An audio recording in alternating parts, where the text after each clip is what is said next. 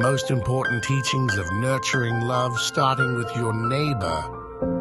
Welcome back. In an attempt to help you to achieve greatness today, we have picked up some of the greatest teachers that have walked the earth. Jesus, Buddha, Muhammad, Confucius, Hillel, and their influence on the world knowledge, behavior, and how people approach love today. Nurturing love, starting with your neighbor. We are unity of consciousness where we help you to achieve personal and spiritual growth. What if the solution to most of the suffering in our world was already given to us thousands of years ago, across continents, across languages, across cultures and centuries? The greatest spiritual teachers of humanity delivered a message so simple yet so powerful that it could transform the entire world if truly lived. Love your neighbor, not tolerate your neighbor, not compete with your neighbor, not dominate, judge, or fear your neighbor. Love your neighbor. From the deserts of the Middle East to the mountains of Asia, from ancient Israel to imperial China, voices emerged carrying the same sacred echo. Treat others as you wish to be treated. Today our world feels divided. We scroll past suffering. We argue over differences. We build walls in our minds before we ever build them in reality. And yet, the core wisdom remains untouched, waiting patiently for us to return to it. This video is not about religion as identity. It is about wisdom as alignment. It is about remembering what the greatest teachers meant and how we can live their teachings today. Jesus spoke of radical love. Buddha taught compassion beyond ego. Muhammad emphasized mercy and justice. Confucius spoke of harmony and reciprocity. Hillel distilled the entire Torah into one principle of kindness. Different paths, one heartbeat. Today, we will explore their most important teachings about loving others, not as abstract ideals, but as living principles for modern life. Because when we love our neighbor, we heal ourselves. When we lift another, we rise together. And when we see the divine light in one another, we remember who we truly are. Let us begin. Let us start with Jesus, whereby he teaches radical love beyond condition. One of the most powerful teachings attributed to Jesus is, love your neighbor as yourself. But he did not stop there. He went further. Love your enemies, bless those who curse you, do good to those who hate you. This was revolutionary then, and it remains revolutionary now. Jesus was not speaking of sentimental affection. He was speaking of a courageous, active love that breaks cycles of hatred. In today's world, loving your neighbor means refusing to dehumanize someone who disagrees with you politically. It means choosing empathy over outrage. It means recognizing that every person carries wounds you cannot see. Loving your enemy does not mean accepting abuse or injustice. It means refusing to let hatred take root in your own heart. Radical love disarms ego. Radical love protects your inner peace. If we practice this daily, in traffic, in comment sections, in workplaces, how different would our world feel? Buddha teaches that love is translated to compassion, rooted in understanding. The Buddha taught, hatred does not cease by hatred, but only by love. This is the eternal rule. He emphasized compassion, not as moral obligation, but as natural wisdom. In Buddhist teaching, suffering arises from ignorance and attachment.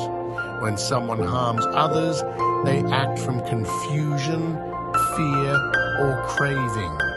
Compassion means recognizing this and choosing not to respond with more ignorance. In modern life, this teaching is profoundly practical. When someone speaks harshly, instead of reacting, we pause and ask, what pain might be behind this? Compassion dissolves cycles of reaction. Buddha's concept of loving-kindness meditation invites us to silently wish. May all beings be happy. May all beings be safe.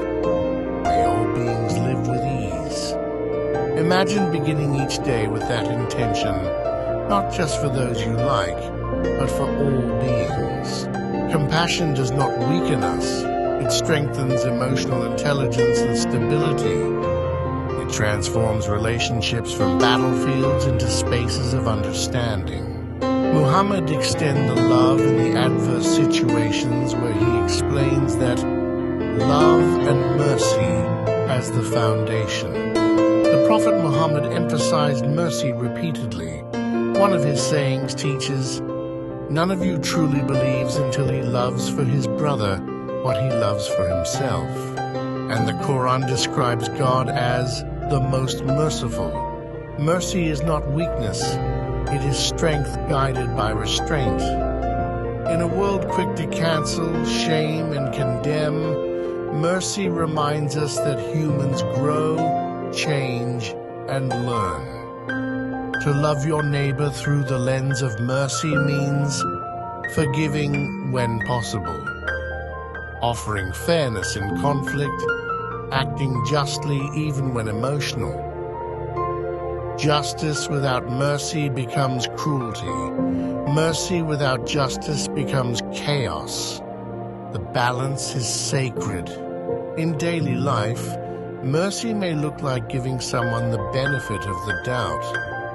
It may look like apologizing first. It may look like protecting someone's dignity when they are vulnerable. Mercy preserves human dignity, and dignity is the foundation of peaceful societies. Confucius splendidly teaches about reciprocity and social harmony.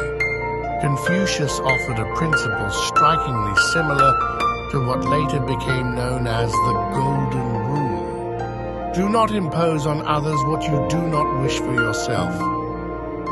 His teachings focused on harmony in families, communities, and governments. For Confucius, love of neighbor was not abstract spirituality. It was practical ethics. How do we speak? How do we act in roles of responsibility? How do we honor parents, children, leaders, citizens?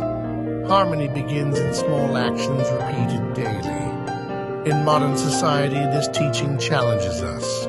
Before posting online, would I want this said about me? Before interrupting, would I want to be interrupted?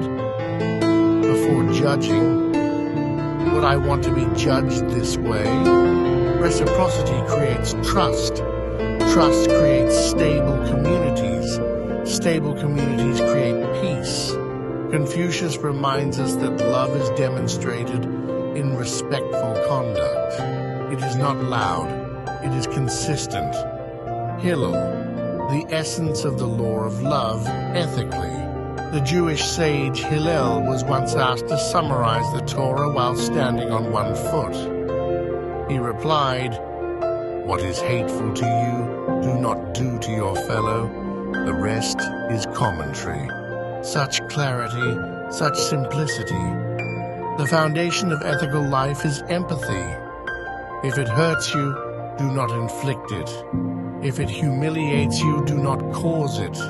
If it wounds you, do not pass it forward. In today's fast-paced culture, this teaching is urgent. So much harm spreads because people act without reflection. Hillel calls us back to conscience. Before acting, pause. Would this action create pain if directed at me? If yes, do not do it. This principle alone could reduce conflict dramatically. What do these amazing teachers have in common? When we step back, we see something extraordinary. Jesus speaks of radical love. Buddha speaks of compassion. Muhammad speaks of mercy and justice. Confucius speaks of reciprocity and harmony. Hillel speaks of empathetic restraint. Different language, same moral architecture. They are not competing voices. They are harmonizing notes in one symphony. And that symphony says, see yourself in others. When we recognize that the same breath of life animates all beings, hostility softens. Your neighbor's joy becomes your joy. Their suffering becomes your responsibility. This does not erase differences in belief or culture. It elevates them into diversity within unity. To love your neighbor today may mean listening before responding, helping without expecting reward, standing against injustice without hatred, protecting dignity in every interaction, seeing the divine image in each human being. Love becomes action, compassion becomes discipline, mercy becomes strength, and slowly the world shifts. We live in an age of information or simply data consumption. However, wisdom must still be chosen. We can scroll endlessly through division, or we can anchor ourselves in teachings that have survived thousands of years because they speak to something eternal within us. Loving your neighbor is not outdated morality. It is advanced consciousness. It requires emotional maturity. It requires courage. It requires self-awareness. But it also